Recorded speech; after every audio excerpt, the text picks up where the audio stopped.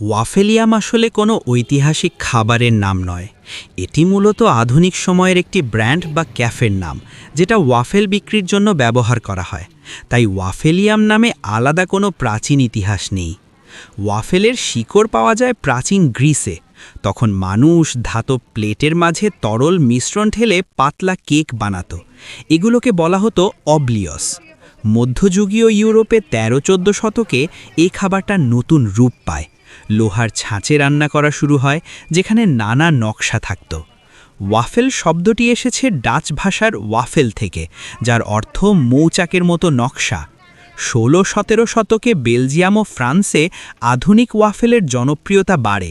পরে ডাচ অভিবাসীদের মাধ্যমে আমেরিকায় ওয়াফেল পৌঁছে যায়। বিশ্ব থেকে ইলেকট্রিক ওয়াফেল মেকার আর প্যাকেটজাত ওয়াফেলের কারণে এটি বিশ্বজুড়ে জনপ্রিয় হয়ে ওঠে। অর্থাৎ ওয়াফেলিয়াম ঐতিহাসিক নাম নয়, আধুনিক ব্র্যান্ড নাম।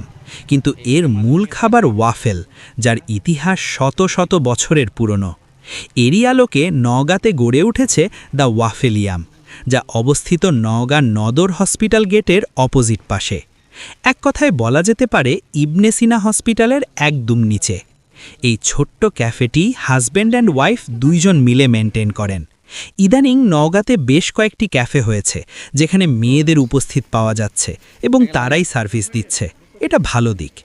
ওয়াফেলিয়ামের আগে খাওয়া হয়নি, তাই শঙ্কায় ছিলাম আসলে খেতে পারবো কিনা। এর জন্য আমরা একটাই অর্ডার করি, যার মূল্য ছিল ১০০ টাকা। এখানে বিভিন্ন মূল্যের ওয়াফেলিয়াম পাওয়া যায়। ইচ্ছে মতো অর্ডার দিয়ে খেতে পারবেন। বিশেষ করে বাচ্চাদের ওয়াফেলিয়াম বেশি পছন্দ হবে। শুধু ট্রাই করে দেখার জন্য খাবারটা নেওয়া আর খাওয়া। আসলেই ভালো ছিল, সত্য অনেক টেস্ট। আসলে ভালো লেগেছে। আপনারাও আসতে পারেন আপনাদের ছোট সোনামণিদেরকে নিয়ে। আজকের জন্য এই পর্যন্ত। ভালো থাকবেন। ভিডিওটি ভালো লাগলে লাইক, কমেন্ট, সাবস্ক্রাইব করে পাশে থাকবেন। আল্লাহ হাফেজ।